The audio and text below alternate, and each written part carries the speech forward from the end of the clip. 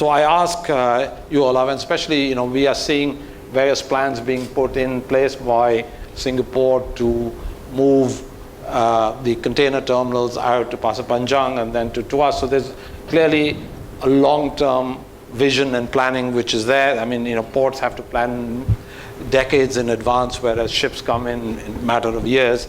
I think in a time when Singapore seems to do everything right, what is your view as the same sort of the main challenges Singapore faces today as a port city or even as a maritime center? Yes, thank you. Well, there are several elements to your question. If you talk about the challenges of the port, well, I would say that basically depends on the external developments. So it depends on what are the competitors going to do. Are they going to be able to play the same game as Singapore has so successfully managed, as you say? Are they going to be as efficient? Are they also going to be able to benefit from their geographical location?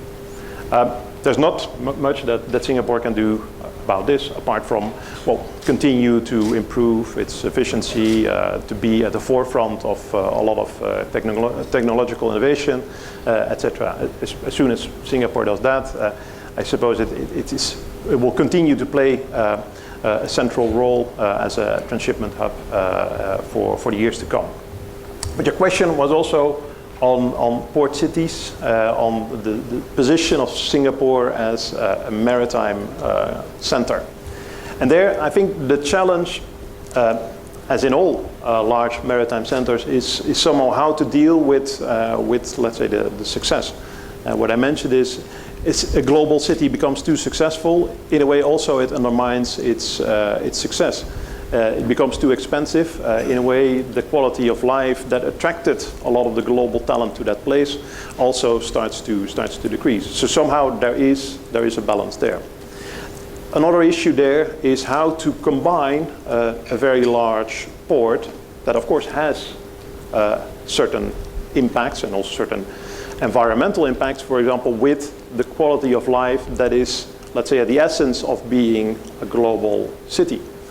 So, and actually there, Singapore is not doing badly. If you compare Singapore to main competitors in Asia when it comes to global maritime city functions, you compare it to Hong Kong, you compare it to Shanghai, and of course, when it comes to environmental sustainability, Singapore is doing fairly well.